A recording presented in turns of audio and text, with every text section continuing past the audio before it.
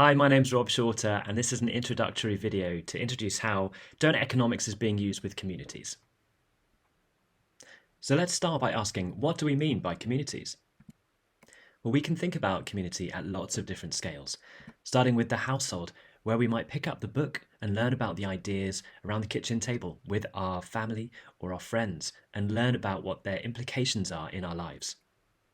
Then moving up to the street and neighbourhood scale, how can we explore the ideas with neighbours, with those we already know, and then make relationships with others in our place so we can become a connected community and take action on these ideas and give us a real sense of possibility that we can affect the things that most impact us in our life. Then moving to the city, region, and national scale, we can connect with other people in different disciplines, in different sectors, to work towards the deeper systemic shifts that are needed, things that would be individually impossible that become collectively feasible. And at the global scale, there are so many people now applying these ideas of Doughnut Economics in all kinds of contexts, in different places, in different ways, and we can form this global community of learning from place to place, context to context, and really support each other as peers as we find what these ideas mean in practice. So starting with the household. If we're going to get into the donut, we're going to need the gifts, experience, aspiration, and imagination of everyone. So Doughnut Economics offers ideas that are accessible and relatable to many, a way in to these mainstream economic ideas we've inherited, so more people can be part of reimagining the economy. And rather than assert answers, Doughnut Economics poses questions for people to explore, inviting everyone's unique experience and perspectives. The donut gives people something to be for that can be a powerfully motivating and energizing force. Amongst a sea of things to be against, this is quite a rare quality. And we've learned that when people explore these ideas with others as peers, it dramatically expands their sense that anything is possible. So let's dive in. When you read or hear the word economics, what comes to mind? For me, it's this. A big scary bookshelf of thick books that I'd rather use as a doorstop than as bedtime reading. We know that many people are intimidated by the word economics. It's a discipline more associated with academia, policy, and business, but it underpins so much of what we depend on. How can we take the ideas of economics out of the minds of academics and policymakers and business leaders and into the hands of everyone? Enter Doughnut Economics. Offering a delicious goal to meet the needs of all within the means of the living planet, Doughnut Economics brings together lots of alternative economics ideas, from ecological economics to feminist economics, behavioural economics, and complexity economics, and asks, what would it mean for all these ideas to dance together on the same page? The result of the dance is these 7 ways, guiding us through this complex and ever-changing 21st century. Each of the 7 ways shows the economic thinking we've inherited, along with how we got there, and offers a new way forward, posing questions for us to explore, inviting everyone's unique experience and perspective. Because asking the right questions is so much better than having the answers to the wrong questions. And since its publication in 2017, the ideas have proven to be accessible and relatable to many people all over the world, having been published in over 20 languages now. Even a cat is reading it in this instance. But these are people reading it by themselves. What happens when we get together and start learning about the ideas and exploring their implication together? In 2022, the organisations Civic Square in Birmingham in the UK and Huddlecraft invited 150 people to explore the book chapter by chapter as part of what became 12 peer learning groups. In the words of Huddlecraft, peer groups have the potential to help people scale the steep learning curves that stand between us and the future, and peer groups can unlock potential that individuals can't unlock alone. Here's one of the gatherings when they all came together in the community of Ladywood in Birmingham, and on the right-hand side, the 12 hosts that guided them on this journey. In the summer of 2022, everyone came together in a festival celebrating what people had learned. The things that they had done as a result of learning these ideas, things they had done in their lives, things they had done in their community with their work. And one of the questions that had emerged from one of the learning groups was, what feels more possible now? And the extraordinary thing is, everyone who has asked this question said anything. It really does instill a sense of possibility and belief that you can affect change when you explore these ideas with others, when you are supported through what they might mean and your attempts and efforts to bring about that change. People can sometimes feel hopeless in the face of the complexity of global challenges. But actually, when you really recognize the actions you can take through these ideas, it instills such a sense of agency and joy indeed that you can bring about that change. But what's important to mention is that you don't actually have to read the book to learn about the ideas. There are videos, short explainers, even games that you can play to get to know them. And you can ask the other peers, you can ask other people who have read the book to bring in any additional insights or nuance.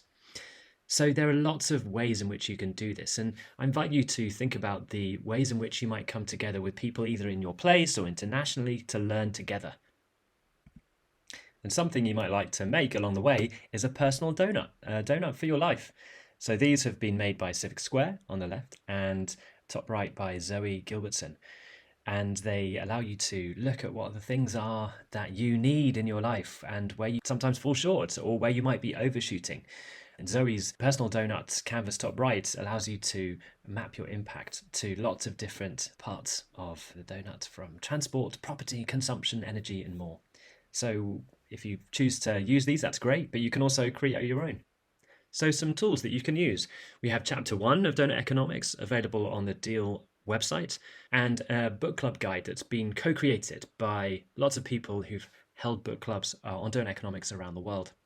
We've also got the story of Civic Square, Huddlecraft, and the 150 peer learners, and all the resources that they came up with through their process, including this mirror world created by Mona Ebdrup and Magda Pepforth, which also includes these videos, such as Get Animated, the introductions to the 7 ways, introducing regenerative and distributive design in a bit more detail, and some one-pagers, one for each of the 7 ways, with some great questions to hold discussions in a group.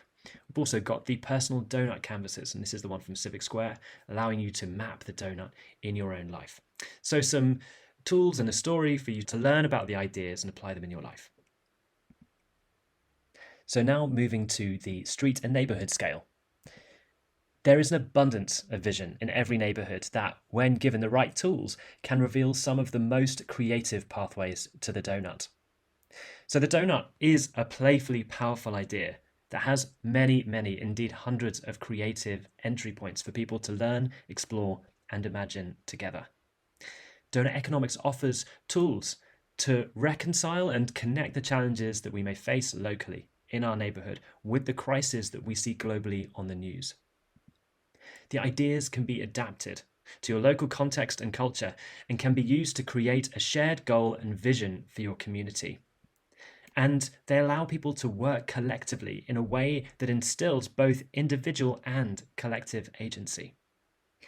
So let's start by exploring some of the playful and creative entry points. The metaphor evoked by Doughnut Economics Action Lab is quite technical and potentially a little bit inaccessible, the lab. How about the playground? Because Doughnut Economics is playful and invites us to use playful methods to explore powerful ideas. We discover the world through play. We test the limits, we explore possibilities, and so too do we need the opportunity to explore economic possibilities through play. Play sparks curiosity, and curiosity is the seed for so much possibility. Play is also joyful and very natural, and can be a powerful force, especially valuable in the face of so much anxiety about our future.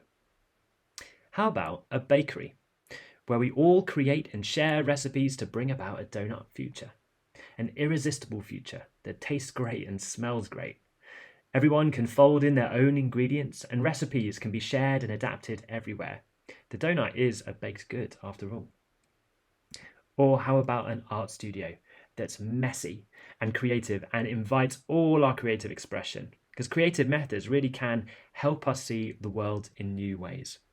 And here are some examples of games: physical games, card games, board games, of movement and dance, of baking and cooking, of storytelling and sharing those stories in newspapers, of arts and crafts, and of using objects and props to share the ideas. These are so many creative entry points. So here's a tool called Doughnut Dreams and the Dream Spiral that kids find very intuitive but can be used for people of all ages. You draw your dream or paint your dream in the space of the donut. You can cut it out, and indeed you can then stick them together to create a spiral that is a beautiful collection of all of our dreams stacked together. Step into the Doughnut is a workshop to introduce the idea of the donut in a interactive and experiential way. It invites us to connect the idea with things we care about in our lives and natural places we hope to never lose, the things that we're most grateful for that others might not have, and the gifts that we bring to help get into the donut. Bringing our stories and our values into this physical space and moving in and around these spaces, feeling what it's like, really helps shift the concepts just from our head into our body and really open people to new ways of thinking, because people don't change their mind through data and information. They change their view through empathy and experience. And so this is one way that we're exploring of doing that. Staying with the interactive theme, this is a tool called Sparking Connections, because the donut has so many different dimensions, both social and ecological, indeed local and global. And we have 37 of these cards that you can print out that have a short description and pictures to display what each of these dimensions are. But instead of seeing it as a presentation, everyone gets their own dimension, and you move around the room and introduce your dimension to someone else, and then find the connections between them. You then put your hand up after you've found these connections and you spark with someone else. And over the course of about 15 or 20 minutes, you can make 4, 5, 6 different connections. And through those different connections, you begin to learn your dimension at a deeper level through what other people have shared with you, but also the connections that you found between them. And so it's a way of deepening your learning. But as you can see in this video, it's also a very energizing and connecting way of learning as well, because you bring people's personal experience into what the dimension is, and you can't help but relate it to your life and what it could mean. So a very energizing way of really learning about all of the complex dimensions, what could be overwhelming, but in a short and energizing way. So those are the dimensions of the donut, but what about the donut itself? And might we rethink this? We don't have to call it the donut after all. And what might be relevant in your cultural context, where you are? And these are some ideas we crowdsourced from our process of working with people across many different contexts in the global south. And lots of foodstuffs, but also things like a life ring and a ping and ku used in China, which represents your own personal well-being on the inside and collective well-being on the outside, which also happens to be green. So a great metaphor there. So what might you have in your cultural context that you would use instead of using the word donut? We really open these ideas up to make as relevant as possible in your place. When creating a donut for your place, you can get really creative in the visuals as well. Here are some examples, featuring also a Maori interpretation of the donut, which puts the planet at the heart, an ecological foundation upon which our social needs depend. So flipping the donut inside out. We know that the donut is a powerful visual and can be used as a tool to engage people in conversation. And so we invite you to make it yours, unique to your own context. But if you want to go deeper, if you want to explore the interconnections between local and global, social and ecological, we've created the Doughnut Unrolled to zoom into the donut and see the local perspectives and global connections, exploring how you thrive locally, how your local nature thrives, and how you do so whilst respecting the well-being of all people and the health of the whole planet. There are so many ways to paint your portrait, as you can see here, mapping your local strengths and assets, understanding the challenges in your place, finding current targets and indicators, asking great questions, discovering the dreams and possibilities, exploring the felt experience of your place and the history and the many stories that make it up today. You might think of these different ways to paint your portrait as one portrait, many layers, with all these different layers offering different ways in that will appeal to lots of different people in different ways, lots of different brushstrokes, if you like. And if we bring a variety of playful and accessible methods, you can really begin to build a powerful portrait of your place, to paint a vision for your community's future and hold all the complexities that it currently faces. Here are some examples in action, starting in Brazil, exploring the challenges and the strengths of living in the favela of Penha in Rio de Janeiro.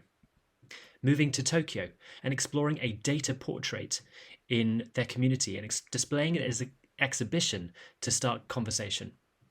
Moving to North Carolina and exploring the biome of the Swannanoa watershed and using the four lenses as a tool, as a thinking compass to walk around the place and understand all the interconnections. Moving to Leeds and creating a data portrait as a conversation starter for stakeholders across the city and running workshops on specific topics like housing, energy, food. Then in Oxford, introducing the ideas in an experiential way, putting the four lenses on the floor, moving around them, looking at the questions, one for each lens, and then adding your own questions that are prompted by that to deepen our understanding about what it means in our place. Then to Copenhagen, where the emerging network of donut enthusiasts mapped the strengths and challenges and vision that they want for their city. And finally to Civic Square, where they've created a multi-layered neighbourhood portrait of place, with data and of perspectives and opportunities and felt experience through the workshops and stories of place through a discovery canvas, understanding who are all the brilliant people who are already bringing about the future that they want. And then you can explore specific topics using the four lenses. In Birmingham, they're now looking at regenerative architecture and taking the leading examples in the world and saying, what do they really mean across the four lenses?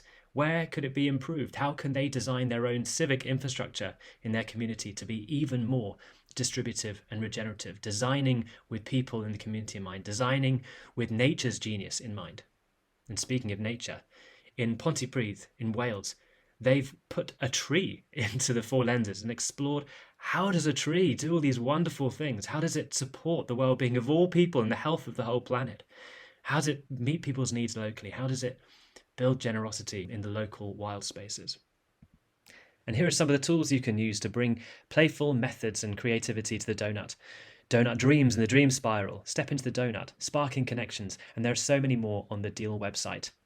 You can create a community portrait of place with this tool, and you can read the story of Civic Square creating their neighbourhood donut portrait. And the tools that they created along the way, their four lenses workshop and discovery canvas for unearthing the stories, uncovering the people behind the seeds of the future already here. And if you want to explore the four lenses and create a portrait of place within Global South contexts, we underwent a co-creative process with people from across a diversity of places and contexts in the Global South, and the insights and learnings that came from this process are shared in this story. And so moving up to the city, region and national scale, working together as networks for change, where we recognise systemic change is individually impossible, but could be collectively feasible. We found that the donut can act as a beacon to find other people working for systemic change in your place. The ideas appeal to many across academia, policy, business, community, education and more. And combined with its holistic goal, the donut helps build connections and bridge across silos. And the networks can build a sense of possibility by bringing people together and build momentum for change. Here's a really helpful diagram from the folks at the Amsterdam Doughnut Coalition to show what these networks are doing. Across all the different silos in society, we recognise that there are many people, as represented by these dots, who are not yet ready to act. But there are many who are. Those keen to act but might need a little nudge to get going. And then there are the connectors, the people in green, who aren't waiting for permission to act. And they're seeking to connect and find ways to work together. And once they form these connections, they're able to amplify their collective impact. And so these are the networks emerging around the world with Doughnut Economics. And there are over 40 of them. Here are the diversity of the visuals that they've created. And they are from many different scales, from the city all the way through to the nation. They're each as unique as their visual would suggest, but there are common activities that they undertake, such as creating a vision. In Sydney and Melbourne, they've created these visions with communities and put forward these beautiful reports that are very inspiring. In London and Leeds, they've created data portraits as calls to action for all the stakeholders to find their role within the change. The Doughnut Economics Advocates, New Zealand, or Deans, are working at both the grassroots level with repair cafes introducing the ideas there, but also at the political scale and having almost like a Doughnut Economics hustings ahead of elections for prospective candidates to respond to the donut and its ideas and how they would introduce it into their policies. And in Israel, they're working more specifically in education and being the go-to people to explore the ideas across all the many roles and skills that are needed within the sector of education. But one of the key things that networks do is to bring people together. And a great way to do that is through festivals and celebration. From Amsterdam, where they kicked off this idea for the Doughnut Days, a place where so many stakeholders in the city get together and have workshops throughout the day and an evening celebration of all of the different donut deals that have been made. In Berlin, they had a street festival, so speaking with passers-by and engaging them with playful activities and great conversation. In Birmingham, they had a festival by the lake and a beautiful marquee of stimulating conversation, providing food and drink, nourishing people with these ideas and the food and drink to create such a warmth around what is possible. And in Brazil, Doughnut Brazil network, connecting people in schools and cities and favelas. And in Norway, they undertake this approach of appreciative inquiry, recognizing all of the gifts people have to offer and welcoming them into the work and allowing them to go where your energy is. And they find that that's such a great way to build connection and relationships and momentum, listening to what other people have to offer and then introducing them to the ideas, and people can then see how they connect with the donut and its holistic goal and how it fits all the different people in the place together, the space for everyone. So these festivals and moments of celebration, great way to bring people together and build a real sense of momentum and the change is possible, because it can actually feel like we can be alone when we're not connected with people who seek this change. And so bringing people together is just a great way to build everyone's individual capacity as well. So lastly, moving to the global scale, connecting and learning with people in different places and contexts. We believe that 21st century economics will be practiced first and theorized later. The ideas of the mainstream economics that we live by today were dreamt up in the 1940s and then put on the global stage in the 1980s. But Doughnut Economics was only written 6 years ago, and these ideas are still so new. Deal itself is only just over 3 years old. And so how can we get these ideas into practice, and so that when the current economic system, the cracks expand and begins to fall apart, these ideas are already in practice? The Deal community is over 13,000 people, groups, and organizations in so many countries, in so many different contexts. So how can we learn as we go and keep building our capacity and understanding of what these ideas mean in practice? And one way we can do that is by coming together on what is going to be Global Doughnut Day on the 13th of November 2023. It's going to be a day of local community-led festivals centered around Doughnut Economics, distributed and connected all around the world, a unifying day of local action and global connection. It's been co-designed by all of the local festival organizers, and it's going to have a festival spirit of music and culture and play, but also really important dialogues around connecting all the people in these local donut festivals around a common vision that they can begin to work towards, and then learning across all the time zones, across all these places, what seems to be working in their respective places. There's a role for everyone. There's a role for the community, for educators, for policymakers, for business leaders, all to come and be a part of these local donut festivals. So you can go to Deal website and find out more about those. Lastly, just to leave you with the Communities Let's Get Started tool. This contains lots of tools and stories that you can immediately use and apply in your place. All of the stories that I've referred to today, all of the places already in action are within this tool. And so I invite you to go through this to find what's right for you. There can be things that you could do straight away. There can be things that you might mark for future use. So thanks for watching this introductory video of Communities in Action with Doughnut Economics, from the household scale through the neighbourhood, city, region, nation, and the global community of learning. I hope there's something in here that's inspired you and that you can find the tools and the stories to take action where you are.